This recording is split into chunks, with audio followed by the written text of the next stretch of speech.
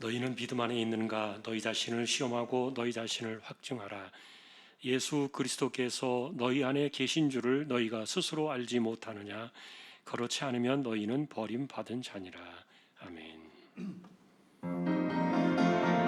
완전하신 제 성령 여기 임하사 영광과 존귀 받아주소서.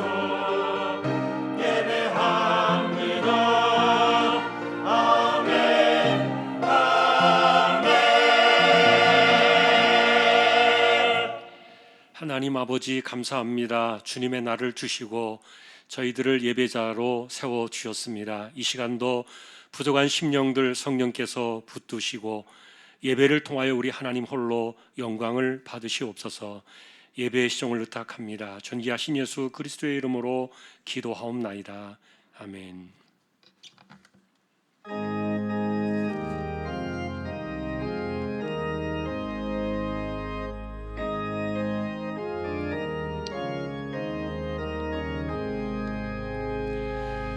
만복의 근원 하나님 온 백성 찬송 드리고 저 천사여 찬송하세. 찬송 성부 성자 성령.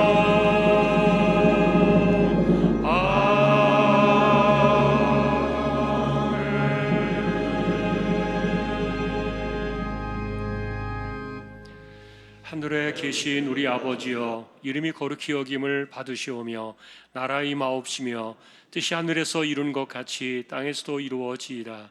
오늘날 우리에게 일용할 양식을 주옵시고 우리가 우리에게 죄 지은 자를 사하여 준 것 같이 우리 죄를 사하여 주옵시고 우리를 시험에 들게 하지 마옵시고 다만 악에서 구하옵소서. 대개 나라와 권세와 영광이 아버지께 영원히 있사옵나이다. 아멘.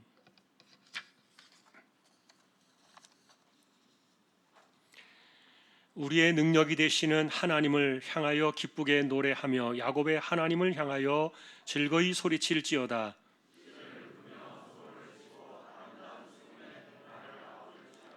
초하루와 보름과 우리의 명절에 나팔을 불지어다. 하나님이 애굽 땅을 치러 나아가시던 때 요셉의 족속 중에 이를 증거로 세우셨도다.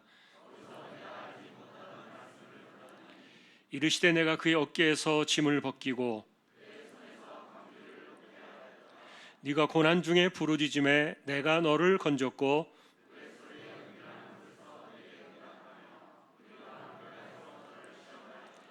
내 백성이여 들으라. 내가 네게 증언하리라. 이스라엘이여 내게 듣기를 원하노라.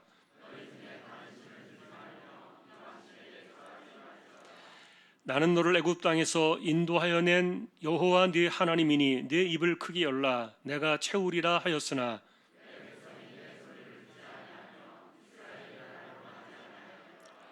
아멘.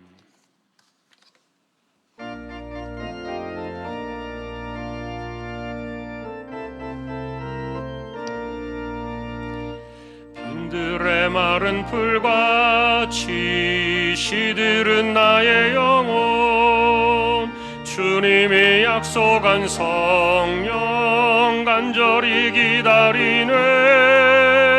가물어 메마른 땅에 단비를 내리시듯 성령의 단비를 부어 새 생명 주옵소서. 한가운 빗소리 들려 산천이 춤을 추네. 봄비로 내리는 성령 내게도 주옵소서. 가물어 메마른 땅에 단비를 내리시듯 성령의 단비를 부어 새 생명 주옵소서. 절 따라 우러를 내려 초목이 무성하니 갈급한 내 심령 위에 성령을 부소서. 가물어 메마른 땅에 단비를 내리시되 성령의 단비를 부어 새 생명 주옵소서. 참되신 사랑의 언약 어길 수 있사오랴. 오늘의 흡족한 은혜 주실 줄 믿습니다. 가물어 메마른 땅에 단비를 내리시되 성령의 단비를 부어 새 생명 주옵소서. 아멘.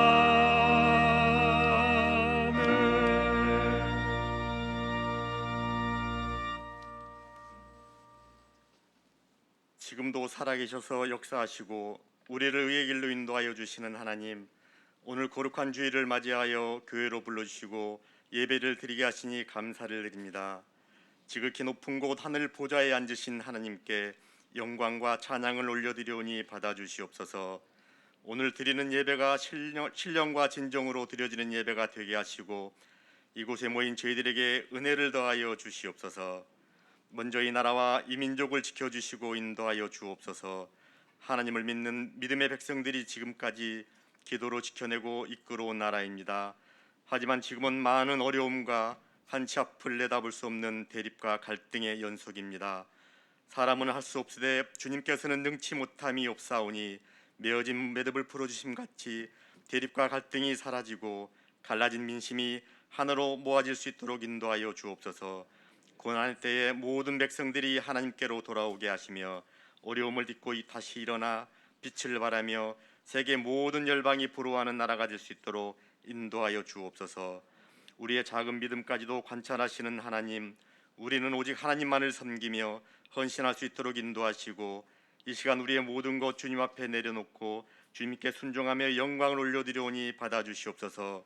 이곳에 세우신 주안교회를 기억하여 주옵소서. 담임 목사님을 중심으로 온 교회 성도들이 믿음으로 하나 되게 하시고 반석 위에 든든히 세워져 나가며 우리에게 맡겨진 복음을 잘 전할 수 있도록 인도하여 주시옵소서.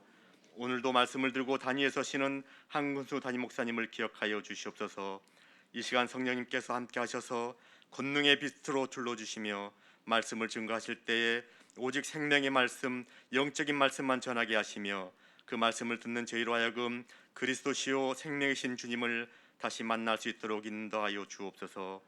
오늘도 복음의 말씀을 선포하고자 낯선 곳에서 말씀을 전하고 계시는 선교사님의 헌신과 노고를 우리가 기억하게 하시며 어려운 여건과 환경 속에서도 복음을 선포하시는 선교사님을 위해 기도하며 협력하여 선을 이룰 수 있도록 인도하여 주옵소서. 세워진 교회와 김포주안교회를 지켜주시옵소서. 사람이 마음으로 자기의 길을 계획할지라도 그의 걸음을 인도하시는 이는 여호와시니라 하셨사오니 세우신 이도 하나님이시요 이끌어가시는 이도 하나님이심을 알게 하시어 오직 여호와의 말씀으로만 세워져 가는 교회가 될 수 있도록 인도하옵소서. 수능을 준비하고 있는 19명의 귀한 자녀들이 있습니다.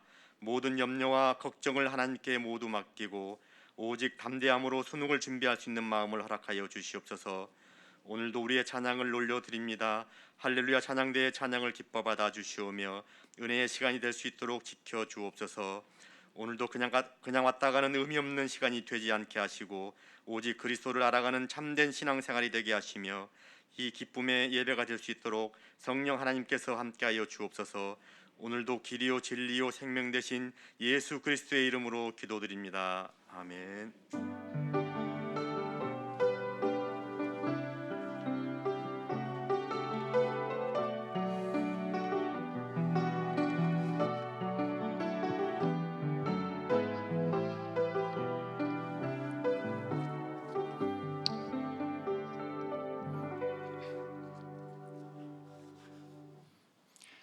하나님의 말씀 오늘은 히브리서 12장이 되겠습니다.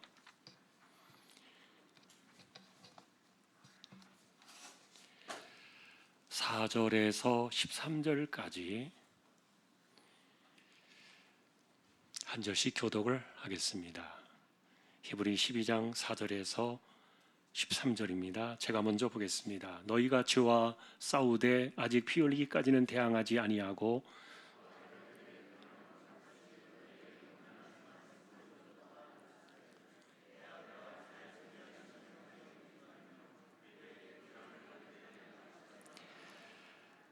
주께서 그 사랑하시는 자를 징계하시고 그가 받아들이시는 아들마다 채찍질 하심이라 하였으니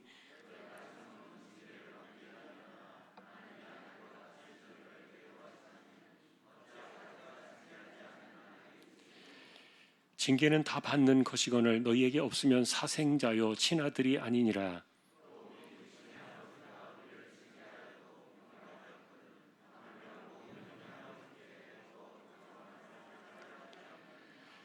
그들은 잠시 자기의 뜻대로 우리를 징계하였거니와 오직 하나님은 우리의 유익을 위하여 그의 거룩하심에 참여하게 하시느니라.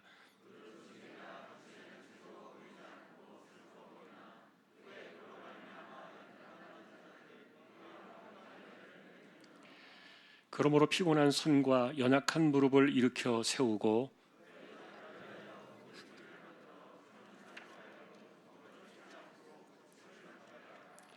아멘. 교회 소식입니다. 주보 12쪽 같이 보아주시기를 바랍니다. 이번 주 성경 읽기는 예레미야 38장에서 에가서 5장까지 되겠습니다. 어제까지 적립된 낙헌뇌물 1억 920만 1781원 33.84% 적립이 되었습니다. 또 감사를 드립니다. 어제까지 청년부 수련을 끝으로 성경학교 수련회가 모두 마쳤습니다. 열매가 있도록 또 기도해 주시면 좋겠습니다. 8월 말 다음 주가 되겠죠. 오후에 우리가 성경연구원 개강 예배를 시작으로 또 2학기 한 학기가 시작이 됩니다. 모든 성경연구원 과정들을 다 진행을 하려고 합니다. 그래서 그동안에 못했던 거 우리 함께 또 주의하는 가운데 열심을 내서 말씀을 연구하는 일이 함께 했으면 좋겠습니다. 부부 성경반 12기 새로 출발을 하게 되겠고요. 그리고 양육반, 제자반, 그리고 지도자반, 그리고 제가 또 화요일 날 따로 열린 그 성경 그 공부하는 그 시간도 준비해서 그대로 진행을 하겠습니다. 함께 또 해주시면 좋겠습니다.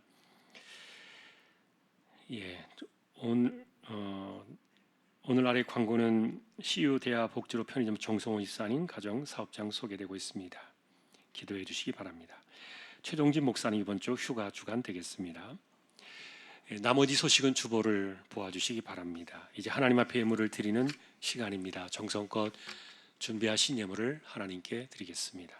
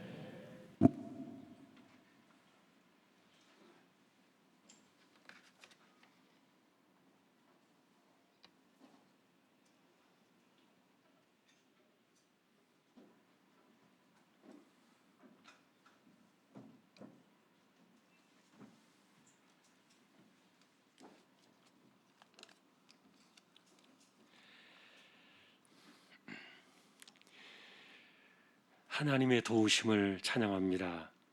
귀한 딸들, 이 땅에서 하나님을 의지하며 승리하는 삶을 살게 하시니 감사합니다. 하나님이 기뻐하시는 믿음의 삶으로 승리의 길을 걸어가는 귀한 자녀들 되게 하여 주십시오. 믿음으로 하나님의 것을 구별하여 드립니다. 주일원금 10의 1조입니다. 목적을 따라 선교, 구제, 장학, 차량, 또 보이지 않는 가운데 드려지는 낙헌 예물 있습니다. 또 여기에 감사를 드립니다. 무더위에도 잘 견디게 해주시고 감기로 낫게 돌보아 주셔서 감사드립니다. 기력 회복되도록 믿으며 또 감사합니다. 하나님 아버지, 자녀들이 신앙의 유산을 잘 이어받아 주님께서 하시고자 하는 일들 이루어가며 살게 하옵소서. 주님을 인격적으로 만나게 해 주옵소서. 주님의 은혜로 군 생활을 잘하게 하시니 감사합니다. 큰아들의 26번째 생일과 졸업을 함께 하심에 감사드립니다. 범사에 감사드립니다. 남편의 아픈 마음을 만져주십시오. 주님의 은혜 안에 살게 하심을 감사드립니다. 은혜 안에 태어나고 성도들의 기도 가운데 회복의 역사가 있음에 하나님께 감사드립니다. 하나님 아버지, 그 크신 은혜에 감사합니다. 사업장을 통해 청소년부를 섬기게 하시니 감사합니다. 범사에 감사합니다. 주님만 의지하는 삶이 되게 하옵소서. 삶 가운데 늘 건강 주시며 지혜롭고 복된 자녀들로 자라게 하옵소서. 가족 건강 늘 지키시고 복된 길로 인도하옵소서. 마음으로 생각하고 계획할지라도 걸음을 인도하시는 하나님, 감사와 영광을 올려드립니다. 함께해 주신 하나님께 감사드리오며 결단력 있으며 소소한 것에도 감사하고 매번 반복되는 일상에서도 절대 무너지지 않도록 이끌어 주옵소서. 주님의 은혜에 감사합니다. 범사에 감사드리며 살게 하옵소서. 하나님 감사합니다. 더욱 하나님만 의지하게 하옵소서. 언제나 넘치는 하나님의 은혜에 감사드립니다. 믿음 안에 있는가 자신을 시험하고 확증하는 삶을 살아가게 하옵소서. 한 주간도 주님 은혜로 살게 하심에 감사하며 저희 가정 믿음으로 하나 되게 해주시고 자녀의 앞길 인도하여 주옵소서. 영적 회복과 은혜 가운데 청년부 수련회를 마치게 됨에 감사드립니다. 할렐루야. 범사에 감사드리며 감사 넘치는 귀한 가정으로 인도하시고 말씀 안에 바로 살며 자녀들 만복의 축복을 누리고 기업이 번창해지도록 축복으로 역사하여 주십시오. 항상 기뻐하라, 쉬지 말고 기도하라, 범사에 감사하라. 지난 한 주간의 삶 속에도 우리 주님 간섭하시고 주님의 은혜로만 살게 하셨습니다. 감사합니다. 하나님, 오늘도 우리의 손길이 이와 같습니다. 중심을 보시는 하나님, 우리 모두를 붙들어 주시고 이 때를 살아가는 우리 조항의 식구들 기도의 무릎으로 이마에 땀 흘려 가며 열심히 부지런히 살아가는 그 손에 하나도 헛된 것이 없게 하여 주옵소서. 때를 따라 내신 은혜로 날마다 힘을 얻으며 체험을 받으며 이 세대를 이겨나가는 저희 모두가 되기를 다시 한번 간절히 소망하오며 존귀하신 예수 그리스도의 이름으로 감사하며 기도 올리옵나이다. 아멘.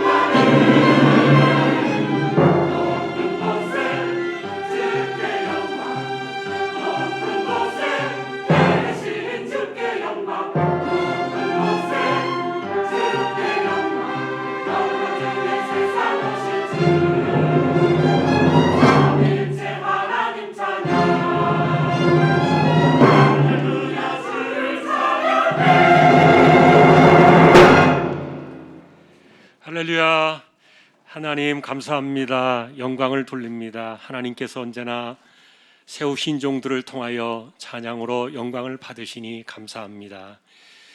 하나님, 이제 말씀 앞에 서려고 합니다. 부족한 종과 우리 모두를 말씀으로 인도해 주십시오. 존귀하신 예수님의 이름으로 기도합니다. 아멘. 평안하셨습니까? 오늘도 말씀 앞에 서게 된 저와 여러분들에게 주님의 평강 함께 하시기를 축복합니다. 요즘 저희는 믿음에 관한 말씀을 계속 생각하고 있습니다. 믿음에는 두 가지가 있다 그랬습니다. 단어는 같아도 속성은 다르다. 첫 번째는 특별 믿음이라고 부르는 구원에 이르는 믿음이죠. 그리고 두 번째는 우리가 보통 믿음 생활이라고 말하는 일반 믿음입니다. 여러분이 이신칭의라고 부르는 그 믿음은 구원에 이르는 특별 믿음을 의미합니다. 단 한 번의 믿음 사건으로 영원한 구원에 이르는, 완성까지 이끌어가는, 이것이 단번이지만 영원하다고 말하는 특별 믿음입니다. 내가 예수 그리스도를 구주로 영접하고 믿음을 고백하는 그 순간부터 이 구원은 시작이 되어서 흔들림 없이 영원까지 이르게 되는 이 특별 믿음, 이것을 여러분 일반 믿음과 혼동하지 않기를 바랍니다. 지난주에 저희가 살폈던 주제는 이 구원에 이르는 특별 믿음이 아니라 믿음 생활이라고 부르는 일반 믿음의 이야기였습니다. 다시 말하면 지금 우리가 이야기하는 이 믿음 생활의 이 믿음의 이야기는 구원에 다시 한번 영향을 미치거나 구원을 좌우하거나 그런 것이 아니라는 뜻입니다. 일반 믿음의 이 이야기는 길고 긴 마라톤과 같은 아주 먼 싸움이다. 이것을 마라톤의 경주에 비유를 했던 것은 우리가 도달해야 될 구원까지는 멀고도 멀고 그리고 길게 남아있기 때문인데, 그러나 결국 우리가 도달하게 될 그 결승선에는 예수 그리스도 그분이 계신다. 거기에만 구원이 있고 영광이 있고 그리고 자녀됨의 완성이 우리에게 찾아올 것이기 때문에, 그래서 우리는 그분을 바라보아야 합니다. 그리고 그분을 깊이 생각하며 이 믿음의 경주를 해야만 합니다. 이 일에 대해서 히브리서는 그리스도가 우리에게 구원을 주시기 위해서 십자가를 참으신 것과 비교를 해주었던 거예요. 그리스도는 그 앞에 있는 기쁨을 위하여 이 십자가의 부끄러움을 개의치 않으셨다 그랬는데, 여러분, 십자가를 견디게 할 정도로 그분을 기쁘게 했던 그 앞에 있는 기쁨은 무엇입니까? 바로 우리의 구원입니다. 빠져나올 수 없는 영원한 죄값의 지옥으로부터 우리가 한 영혼 한 영혼 주께로 돌아올 그 구원을 기뻐하시면서 하나님의 아들은 십자가를 견디어내셨던 거예요. 그러니 우리 역시 이렇게 길고 긴 믿음의 이 마라톤을 달려가면서 때로는 주저앉고 싶고 때로는 포기하고 싶고 때로는 멈추고 싶을 때가 있을지라도 우리에게 십자가를 참으시고 구원을 주신 그리스도를 생각하라. 여러분, 우리가 달리는 이 믿음의 마라톤은 하나님의 아들이 그냥 쉽게 내주신 것이 아니라 당신의 목숨값으로 십자가를 넘어서 우리에게 주신 선물이기 때문입니다. 자, 그러니 우리가 이렇게 믿음의 길고 긴 경주를 해나갈 때 중요한 것은 우리가 인식해야 될 문제가 있는데, 그것은 우리의 이 믿음의 딴지를 거는 우리의 삶에 일어나는 장애물에 대한 이해 사건이에요. 우리 안에는 이 믿음을 지치게 하고 그리고 무겁게 하고 낙심하게 만드는 이 죄악의 습성이 우리 안에 남아있다, 그렇게 말하고 있는데, 이것은 정말 무거운 것이며 얽매이기 쉬운 죄다. 사실 오늘 우리가 읽으신 이 본문 사전은 그 뒤를 이어서 쭉 나오는 이야기인데, 우리가 죄와 싸우되 피 흘리기까지 대항하지 못하고 있다, 이런 아쉬움이 4절부터 토로되어 있어요. 다시 말하면 우리가 믿음의 경주를 해나갈 때 피 흘리기까지 죄와 싸우면서 우리는 이 죄를 벗겨내면서 믿음을 달려가야 되는데, 죄에 대한 우리의 저항이 많이 약하다는 그런 반증이에요. 여러분은 죄에 대해서 두 개의 입장이 있는 거 들어보셨습니까? 첫째는 하나님의 입장이고 둘째는 우리 자신의 입장이에요. 우리 안에 있는 이 죄를 어떻게 이해하시면서 다루시는가에 대한 각각의 입장인데, 우선적으로 죄에 대한 하나님의 입장은 이러하십니다. 결과적으로 죄에 관한 한 한마디로 너희는 이제 죄가 없다, 완전 선언을 해주십니다. 여러분, 구원의 가장 큰 걸림돌이 죄 아니겠습니까?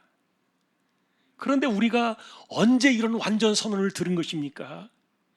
여러분이 십자가의 죄사함을 나의 믿음으로 받아들일 때, 다시 말하면 그것으로 인해서 나의 구원이 시작이 되어질 때, 그래서 성령께서 십자가의 죄사함을 여러분의 죄값으로 계산을 끝내셨을 때 여러분의 모든 죄는 사함을 얻은 것인데, 하나님은 이것을 완전 선언하신 거예요.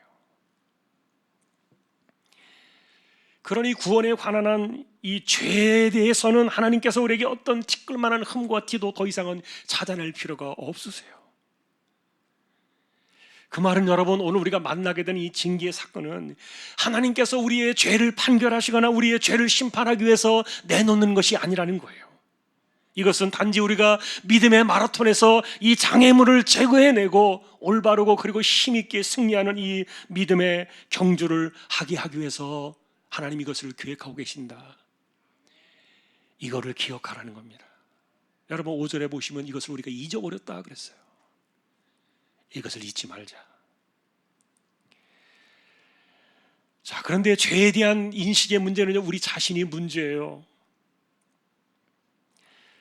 왜냐하면 믿음 생활하는 가운데 우리가 부족할 수 있고 연약할 수 있는데, 그런데 여전히 우리 안에 남아있는 이 허물과 죄의 습성 때문에 내 믿음의 균형이 흐트러질 때 우리가 이것을 어떻게 해결해야 옳을까? 믿음의 균형에 대한 이해가 많이 부족하기 때문이에요. 무슨 말인가 하면은, 우리의 믿음 생활이 더디어질 때 일반적으로 우리는 두 가지 상황을 상정해 볼 수가 있어요. 첫째는 혹시라도 나의 허물과 죄 때문에 구원을 잃어버리거나 취소되지는 않을까, 이신칭의를 의심하게 되는 일들이에요. 여러분, 이런 일은 절대로 없다.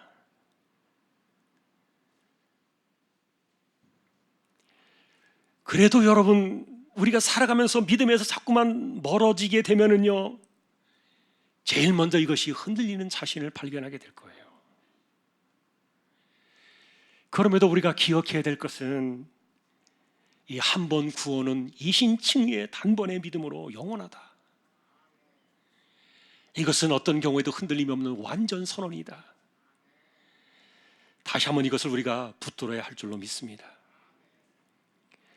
또 하나의 상정해 볼 수 있는 문제는, 죄악에 빠졌을 때, 우리의 믿음이 더디어질 때 이것을 어떻게 대처하면 좋을까에 대한 이해의 부족 사건들인데요, 대단히 위험한 일들이 뭐냐면 포기하는 마음이에요. 예를 들면 여러분, 죄가 믿음의 이 균형을 허물어 버릴 때, 내가 믿음에서 떠내려가고 있다고 느낄 때 스스로 판단해서 이르기를 내 믿음은 너무 멀어졌다, 이렇게 자기를 판단하는 건데,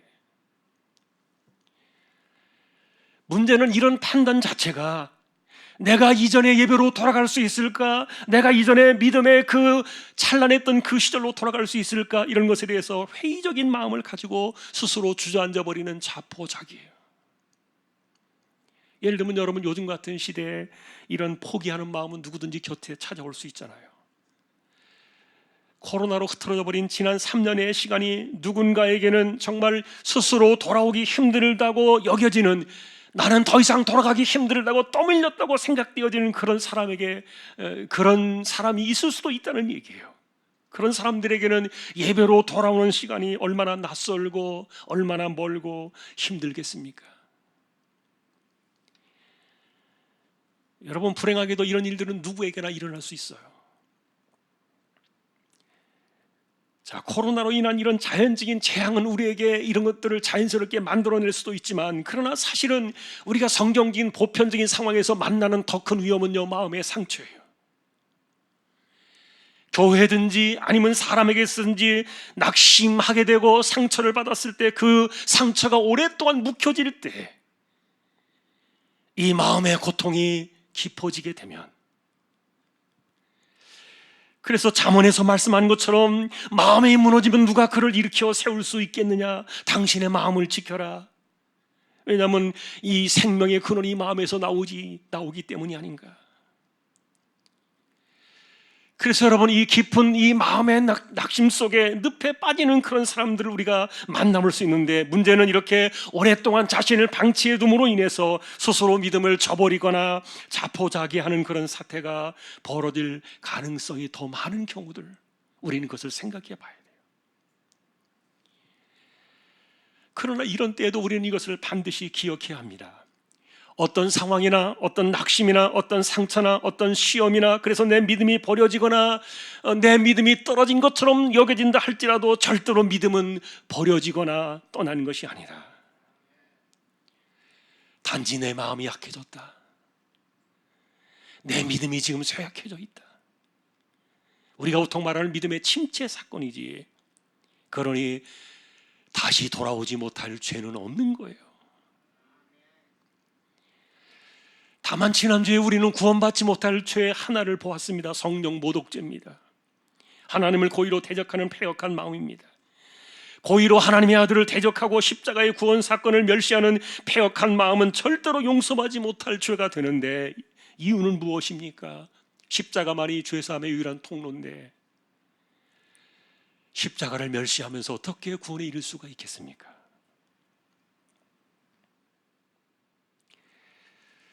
그래서 이런 염려들을 묶어서 히브리서는 오늘 본문으로 이것을 전해주고 있는데, 실제로 저와 여러분들 가운데에는 믿음을 부인할 사람이 아무도 없을 거예요. 십자가를 멸시하고 성령을 모독하고 싶은 그런 사람들이 정말 꿈에라도 있겠습니까? 문제는 교회 바깥에 머뭇거리고 있는 침체된 수많은 분들, 그분들도 역시 마음 중심으로는 이렇게 하나님을 모독하고 대적하려는 마음들은 절대로 없을 거예요. 그러니 만일 여러분들 주변에 오랜 시간 동안 예배에서 멀어져 있는 그런 이유들로 인해서, 침체된 시간으로 인해서 스스로 믿음에서 자신을 떼어내려고 하는, 이렇게 주춤거리고 하는 이런 분들이 있다면 적극적으로 붙들어 줘야 돼요. 왜냐하면 믿음이 지금 더디어졌을 뿐이지, 그분이 십자가를 거부하는 성령 모독죄에 빠진 것은 아니기 때문이에요. 그래서 오늘 우리는 우리의 믿음을 더디게 할 수 있는 이런 원인들을 말해주는 이 히브리서의 본문에서 이해를 구하게 되는데요. 첫 번째는 지난주에 우리가 보셨던 것처럼 우리에게는 구름같이 둘러싼 허다한 증인들이 보여준 믿음의 인내가 있었습니다. 확실히 어떤 분들은 그들이 그랬던 것처럼 순교의 결단을 가지고 지금도 구차하게 믿음을 타협하지 않으며 길고 긴 마라톤의 싸움을 이겨내는 사람들입니다. 잠깐의 세상의 부활보다도 더 나은 부활을 바라보고 하나님이 예비하신 더 좋은 것을 바라보는 똑같은 믿음이 그들에게는 있기 때문이에요. 그럼에도 목숨을 걸고 믿음을 지켜내던 이분들의 이야기를 들으면 사실은 감동도 있지만 약간의 두려운 마음도 우리 한구석에 찾아올 거예요. 만일에 오늘날 우리 시대에도 이와 같은 핍박이 찾아온다면 우리는 정말 믿음을 지키기 위해서, 예수님을 배신하지 않기 위해서 나는 목숨을 내걸 수 있는 순교의 정신이 과연 있을까? 일말의 두려운 구석이 우리 안에 있는 것은 사실이에요. 그러나 둘째로 오늘날 우리가 직면하고 있는 보편적인 문제는요, 그와 정반대일 수 있어요. 다행스럽게도 오늘날은 핍박의 시대가 아니에요. 도리어 오늘날 우리의 시련은 핍박 때문이 아니라 내가 어떻게 마음을 먹느냐, 내 마음 먹기에 달려있는 아주 작은 일들로부터 찾아올 수 있는 원인이 우리의 믿음을 더디게 하는데, 수많은 믿음을 더디게 하는 일들 앞에서 마음이 무너지는 경우인데, 여러분은 구약을 보시면서 이런 것을 정리해 보신 적이 있으십니까? 하나님이 세상을 심판하시는 3대 심판이 있습니다. 첫째가 전쟁이고, 두 번째가 재앙이고, 세 번째가 전염병입니다. 이 사건은 종말이 다가오는 그때까지도 멈추어지지 않아요. 다시 말하면 우리는 늘 평화를 구하고 안정을 구하고 이렇게 하나님께 기도하며 살아가고 있지만, 그러나 전쟁은요, 주님 오시는 그날까지 세계의 각처에서 끊어지지 않을 거예요. 재앙으로부터 우리가 건짐을 받기를 원하고 있지만, 그러나 이 재앙은 갈수록 더욱더 강렬하게 지구촌을 위협할 수밖에 없을 거예요. 전염병 역시 의학이나 과학의 힘을 넘어서서 창궐하게 되는 이유는 이 땅이 하나님의 심판으로부터 벗어날 수 없는 패역함 때문인데, 자, 그러나 여러분, 문제는 이런 일들이 우리의 믿음을 위협하는 요소는 아니에요. 우리를 더 힘들게 만들고 우리를 더 위험하게 만드는 요소는 각 개인에게 일어나고 있고, 그리고 그 각 개인들이 자신에게 일어난 일들을 내가 어떤 마음을 먹고 어떻게 처신하냐의 문제에 따라서 상황은 많이 달라질 수 있어요. 이런 관점에서 오늘 본문은 징계를 기억하라 이렇게 말합니다. 이 징계라는 이 사건이 하나님께서 우리의 삶에서 죄를 건드리기 위해서 하시는 것이 아니라 우리로 하여금 믿음 생활에 온전한 경주를 하게 하기 위해서, 이것을 벗어내게 하기 위해서 우리에게 이 징계를 보내시는 것인데, 문제는 이것을 우리가 어떻게 대처하며 처신할 수 있는가의 문제예요. 본문 11절을 먼저 한번 보십시다. 함께 보겠습니다. 무릇 징계가 당시에는 즐거워 보이지 않고 슬퍼 보이나 후에 그로 말미암아 연단 받은 자들은 의와 평강의 열매를 맺느니라. 앞부분을 여러분들이 주목해서 보십시오. 징계라는 그릇 안에는 즐거워 보이지 않고 슬퍼 보이는 일들이 담겨 있다, 그렇게 말하는 구절이에요. 여러분, 이것은 믿음 생활하는 모든 사람들을 향한 공통사항입니다. 다시 말하면 내 인생 안에서 일어나는 모든 슬픈 일들을 어떻게 바라봐야 되느냐, 그리고 즐거워 보이지 아니하고 슬퍼 보이는 이런 일들을 우리가 주목하는 이유는 왜 이런 일들이 일어나며 왜 이런 슬픔이 내 삶에 찾아오는가, 신앙적인 자기를 진단할 수 있는 그 방식들 때문인데, 예를 들면 여러분들은 슬픔이 찾아왔을 때 어떻게 하셨습니까? 물론 일반적으로는 케이스 바이 케이스겠죠. 사안별로 다 대처 방식이 다르겠죠.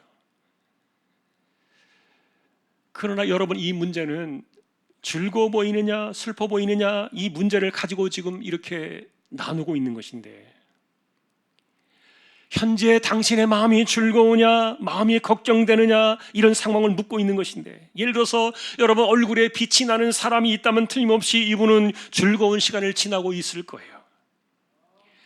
반면에 마음에 근심이 눌려있는 사람들이 있다면 그들의 심령은 반드시 상해가고 있을 겁니다. 왜 마음이 상할 수밖에 없느냐? 슬픔으로 찾아오는 근심 때문인데, 그러니 이럴 때 우리는 어떻게 하면서 살아왔느냐를 지금 묻고 있는 거예요.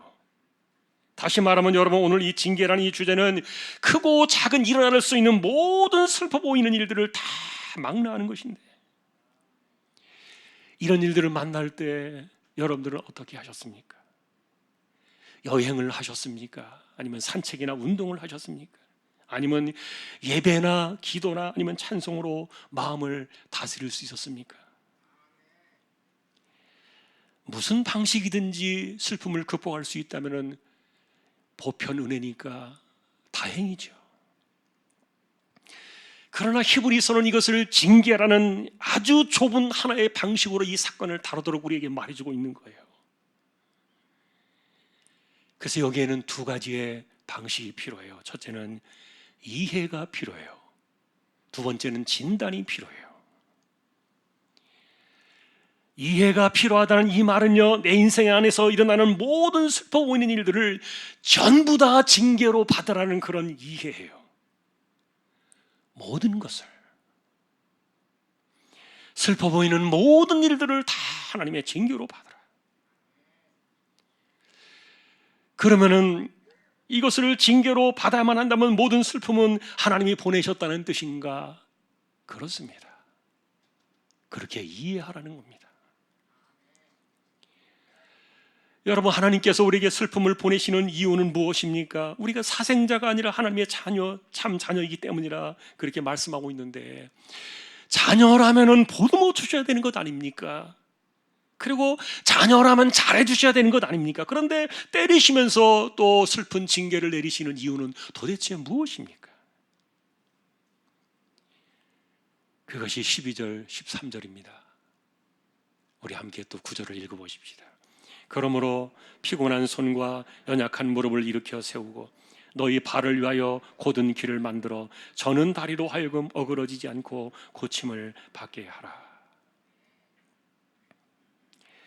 여러분, 이 구절은요, 우리의 삶에 찾아오는 슬픔에 대한 역행과 바른 이해를 제공하고 있어요. 징계의 슬픔은 왜 일어나느냐? 하나님이 왜 우리에게 슬픔을 보내시느냐? 그것은요, 나의 손이 피곤해지고 나의 무릎이 연약해지고 있기 때문에 징계를 보낸다는 거예요. 굉장히 역설적인 설명이에요. 손이라고 말하면 믿음의 섬김을 상징할 수 있겠지요. 무릎이라고 이야기한다면 보통 우리는 기도 생활을 지칭할 수 있을 거예요. 그러나 어쨌든 우리의 믿음의 손이 피곤해지고 나의 믿음의 무릎이 연약해지고 있다면 믿음 생활이 더디어지거나 지금 멈춰 섰거나 지체되고 있다는 그런 암시를 이야기하는데, 확실히 이렇게 믿음이 더디어지면 저는 다리 때문에 길은 어그러지기 마련이라는 거예요. 그런데 이런 때 하나님께서 우리의 피곤한 손과 어그러진 그 다리를 만지시는 방식이 아니라 도리어 징계를 보내신다. 굉장히 역설적인 방식이에요. 그런데 이렇게 슬픔을 보내시는 하나님의 목적은 두 가지입니다. 하나는 하나님의 거룩하심에 참여하게 하시기 위함이다. 그리고 두 번째는 우리를 일으켜 세우고 고침을 받게 하기 위해서다. 그런데 이 방식이 우리가 생각하는 것과는 완전히 다른 거예요. 첫 번째, 하나님의 거룩하심에 참여하게 하시기 위함이라는 이 목적은 그날에 이를 것입니다. 성화의 과정이죠. 그러나 지금 이 두 번째 목적, 우리를 일으켜 세우고 고침을 받게 하는 이것은요, 지금 우리가 겪고 있는 우리의 현실에 대한 이야기예요. 그런데 여러분, 이것이 신앙의 반전으로 우리에게 찾아오는 겁니다.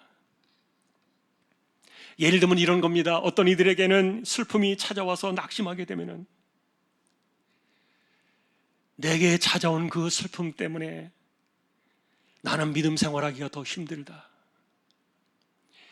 내게 찾아온 이 슬픔 때문에 나는 지금 더 멀어지고 있다. 이런 생각을 가질 수도 있다는 말이에요. 여러분, 혹시 그런 생각을 가져보신 적이 있습니까? 내가 아프지 않았더라면, 내가 실패하지 않았더라면, 내가 힘들지 않았더라면, 내가 고통스럽지 않았더라면 내가 믿음이 더 좋았을 텐데, 혹시 이렇게 하나님 앞에 생각을 가져보신 적이 없느냐 하는 거예요.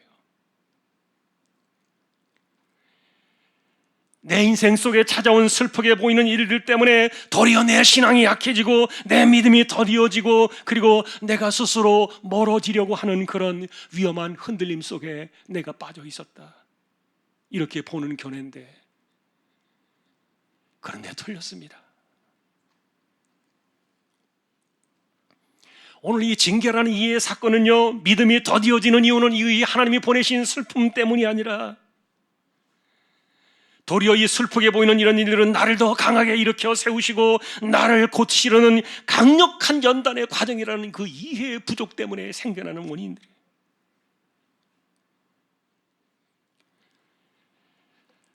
사실 대부분의 사람들은 징계가 하나님의 연단이다, 나를 사랑하셔서 나를 세우시기 위한 하나님의 간섭이다, 이렇게 보는 시각, 보아야만 하는데 그렇지 않은 시각도 많다는 거예요.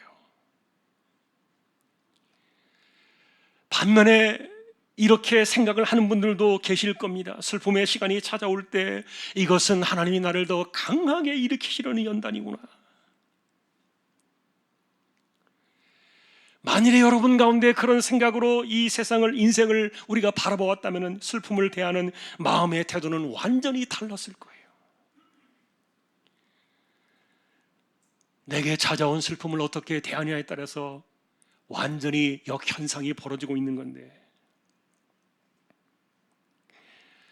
다시 말하면 여러분, 슬픔은 나의 손이 피곤해지고 나의 무릎이 연약해져 있기 때문에, 다시 말하면 내 믿음 생활이 어그러지지 아니하고 나의 저는 다리를 고쳐주기 위해서 하나님이 보내시는 징계인데, 그러니까 일어나자. 슬픔이 찾아오면 도리어 일어나자. 오히려 역으로 이 상황들을 우리가 받아내는 것입니다. 그리고 슬픔이 찾아왔을 때 도리어 내가 고침을 받아야 되겠다. 더 강한 믿음으로 이 상황을 받아들이며 나아가는 분들이 있다면 그분들의 태도가 참으로 옳다. 정말 하나님이 원하시는 태도다.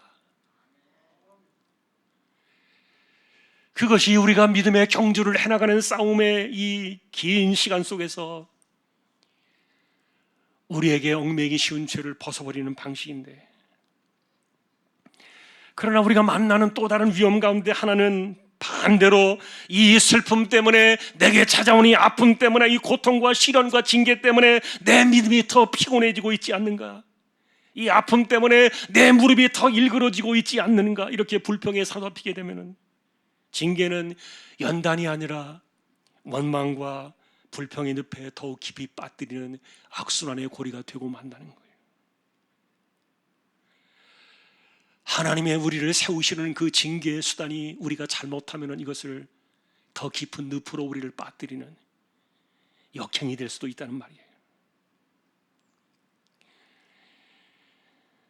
그러니 여러분, 우리의 삶에 슬픔이 찾아올 때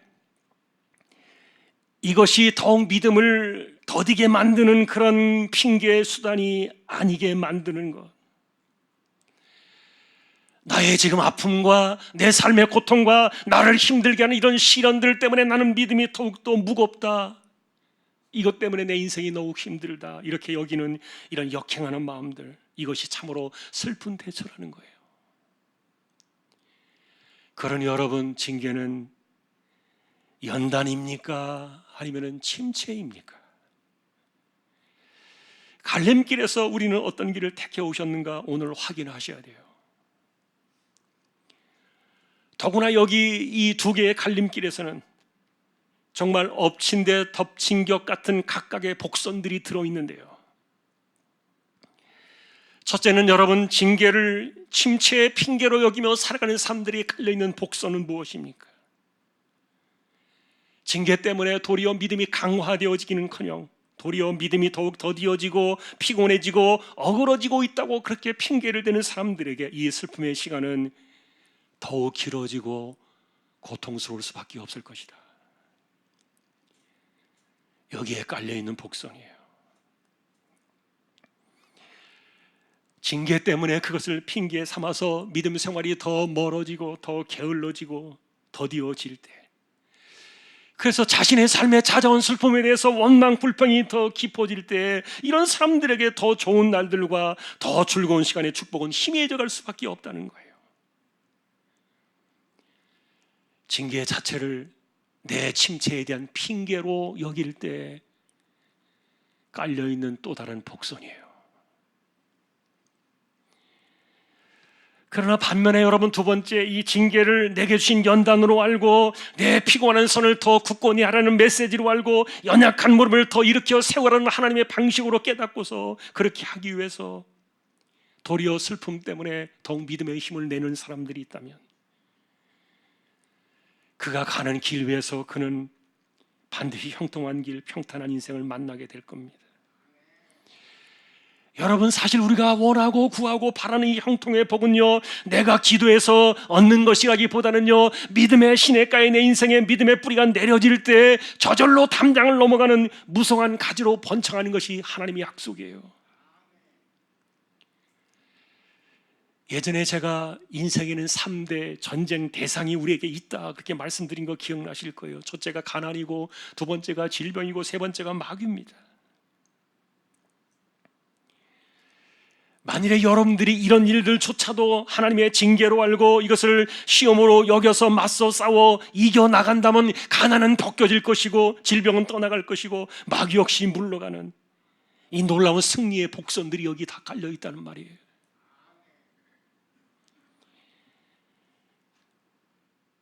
이것이 우리가 징계를 바르게 이해해야 되는 문제들인데, 그래서 오늘 우리의 진단은 이렇게 해야 합니다. 슬퍼 보이는 모든 일들이 내 삶에 찾아올 때는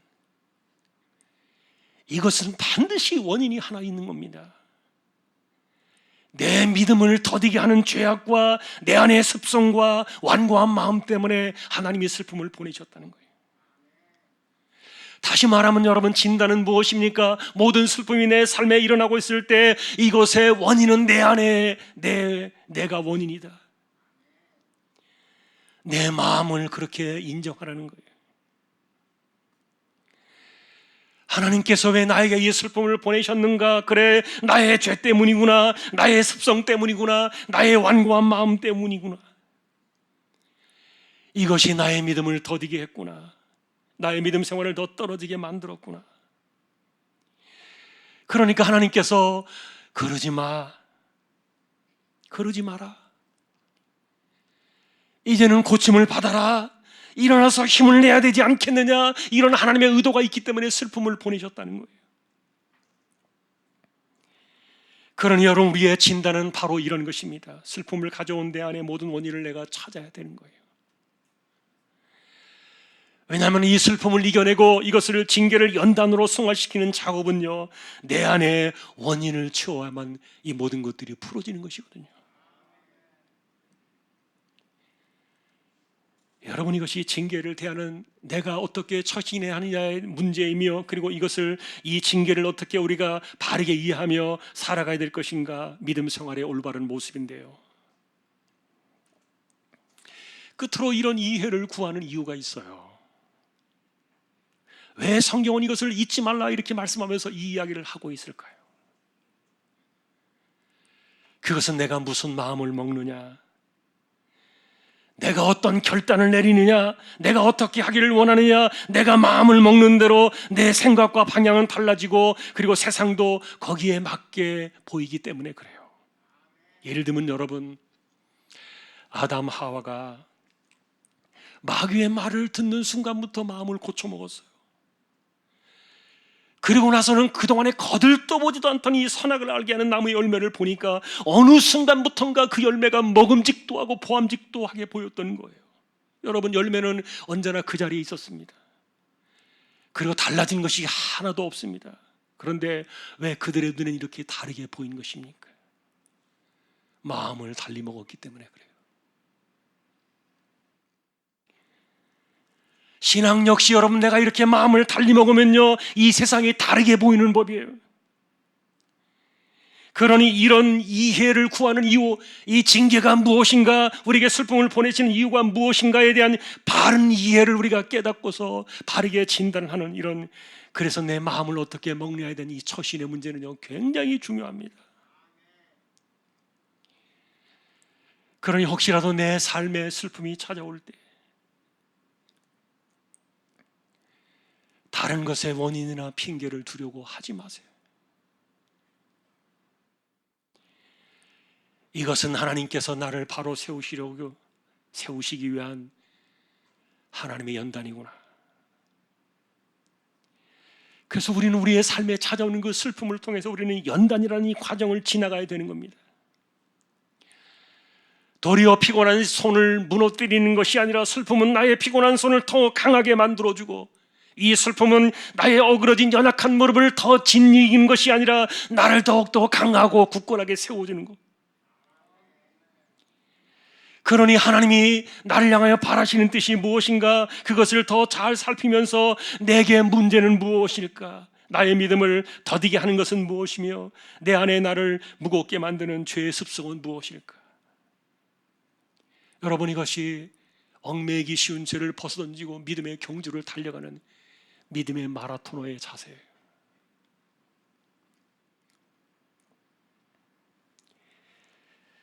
말씀을 정리해 보겠습니다.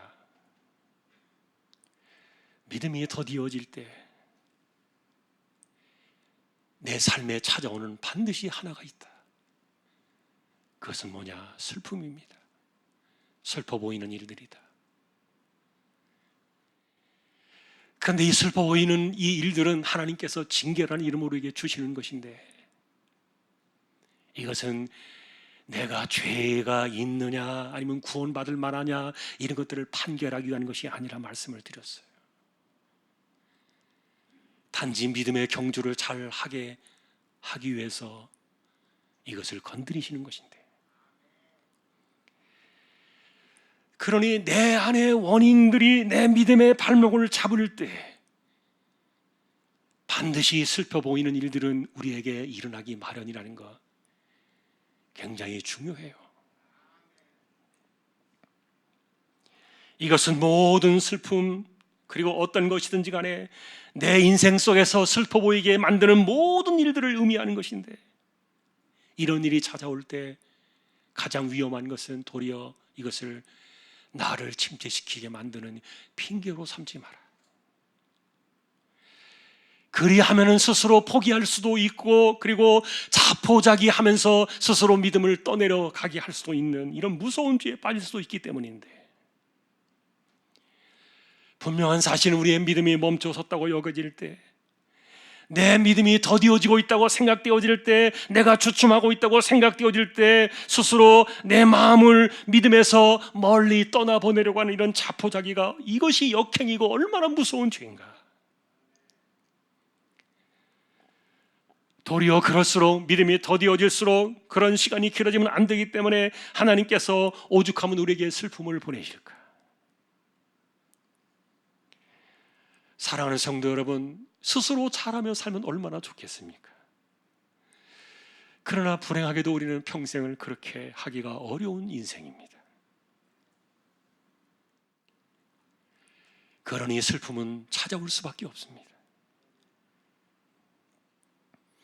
이런 일들이 찾아올 때 우리는 어떻게 이것을 이해하고 어떻게 대처하고 어떻게 진단하고 이것을 풀어나갈 것인가에 대한, 이것이 우리의 믿음 생활을 바르게 만들어주는 오늘 말씀의 내용이에요. 사랑하는 성도 여러분, 슬픔이 찾아올 때 내 안의 원인이 문제구나, 바르게 잘 진단하셔야 돼요. 하나님 이것을 풀어나가기를 원하고 계시구나. 그래서 더욱 힘을 내고 더 피곤한 손을 일으켜 세우고, 그리고 어그러진 다리를 굳게 세우고, 그래야 여러분 그 슬픔은 우리에게 연단으로 발전되어지는 거예요. 바라기는 우리의 신앙생활 역시 믿음의 선진들이 그랬던 것처럼 길고 긴 마라톤입니다. 이것은 구원을 결정하는 그런 믿음이 아니라고 처음에 말씀을 드렸어요. 우리가 좀 더 잘 달리고 보다 하나님이 기뻐하시는 방식으로 이 믿음의 싸움을 경주하기 위해서 우리에게 하나님께서 행하시는 하나님의 섭리들을 우리가 보고 있는 것인데,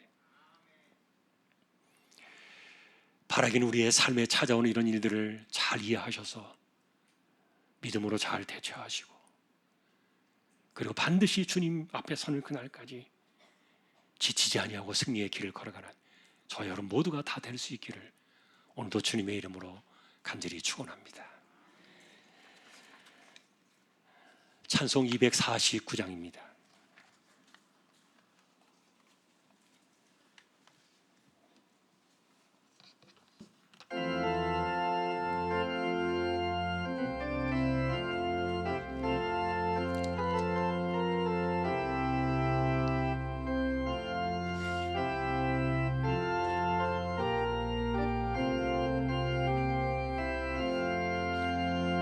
주 사랑하는 자 다 찬송할 때에 그 보좌 앞에 둘러서, 그 보좌 앞에 둘러서 큰 영광 돌리세, 큰 영광 돌리세. 저 밝고도 묘한 시온성 향하여 가세, 내 주의 찬란한 성에 찬송하며 올라가세.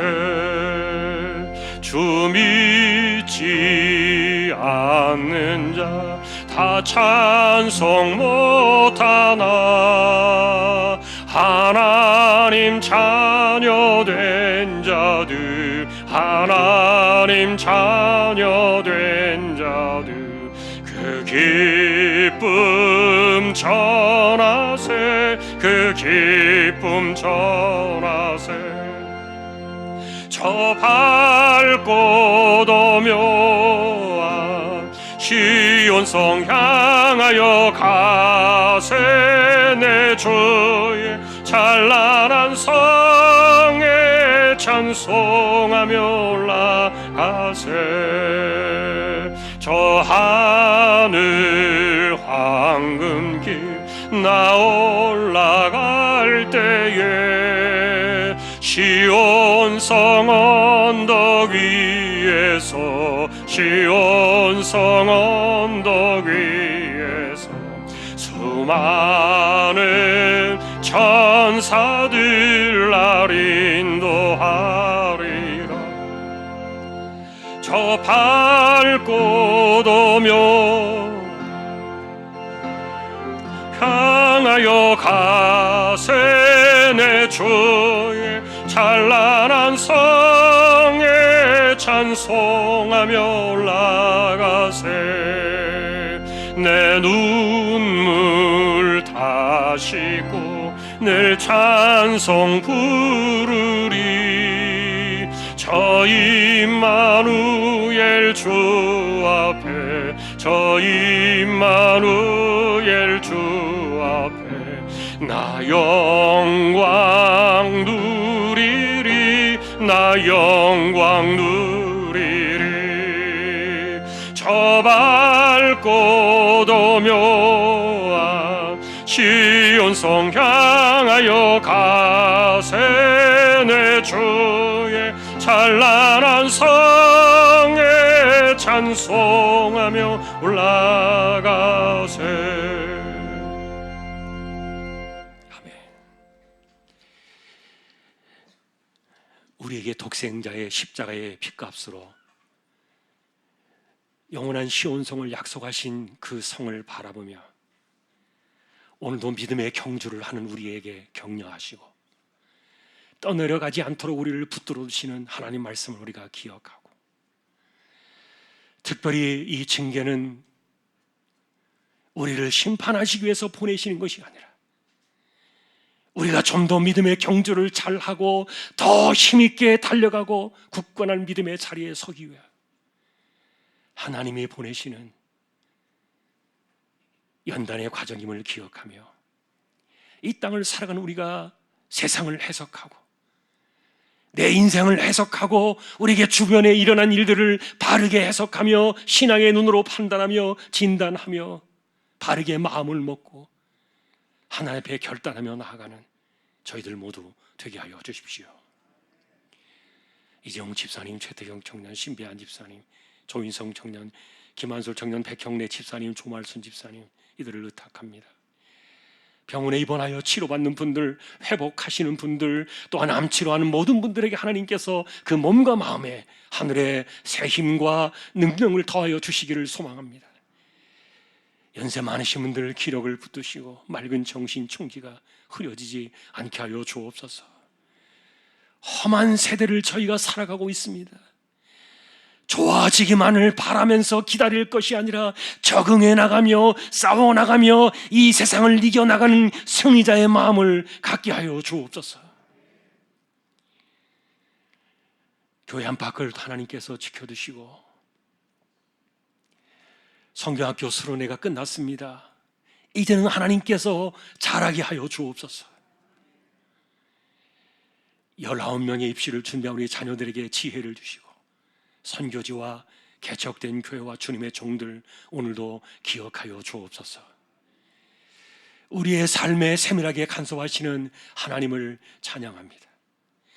우리를 너무도 사랑하실 뿐만 아니라 아들을 통하여 주신 이 구원의 백성들을 소중하게 여기시기 때문에 우리가 믿음이 더디어지지 않고 믿음에서 처지지 아니하고 떠내려가지 아니하고 자포자기하는 사람들이 생겨나지 않도록 우리 모두를 경계하시며 격려하시며 우리를 붙드시기 위하여 슬퍼 보이는 이 모든 징계의 과정들을 연단으로 만들어 가시는 하나님 오늘도 기억하며 오늘도 우리의 삶의 승리가 있게 하여 주옵소서. 이 세대 속에서 물러가는 자들이 아니라 담대히 맞서서 헤쳐나가는 승리자들 모두 되기를 다시 한번 소망하오며 존귀하신 예수 그리스도의 이름으로 감사하며 기도 올리옵나이다. 아멘. 일어나셔서 축도로 예배를 드리겠습니다.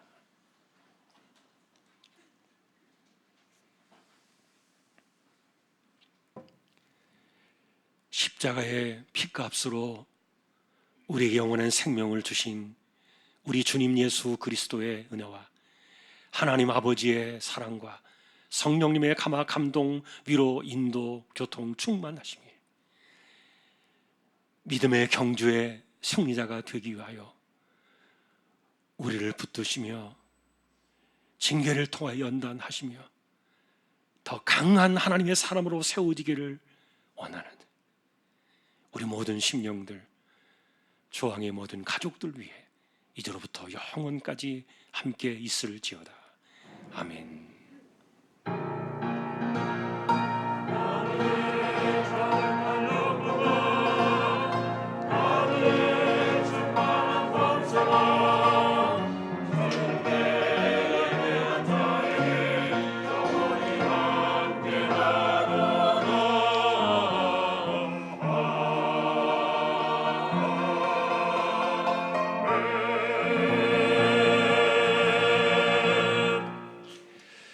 한 주도 승리하시기를 주님의 이름으로 축복합니다. 오늘 잠깐 우리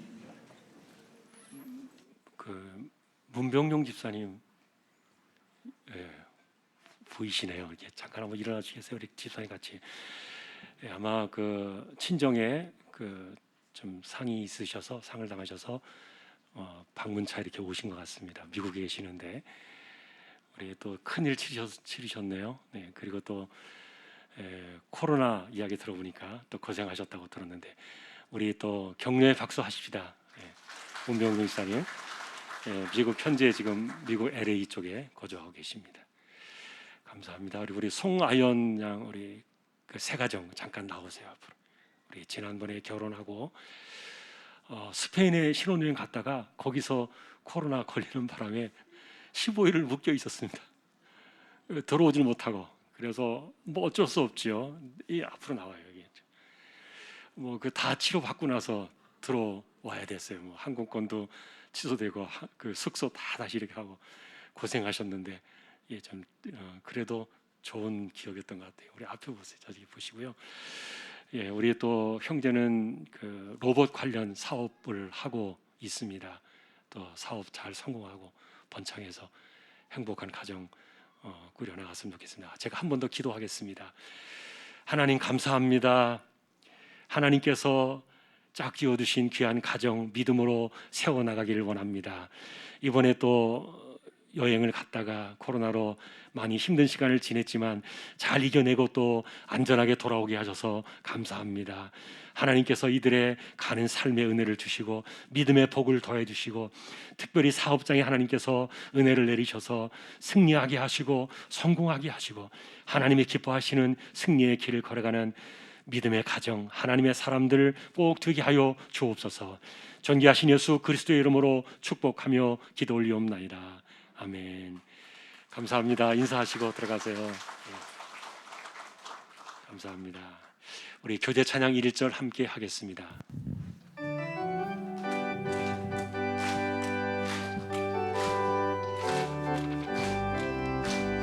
예수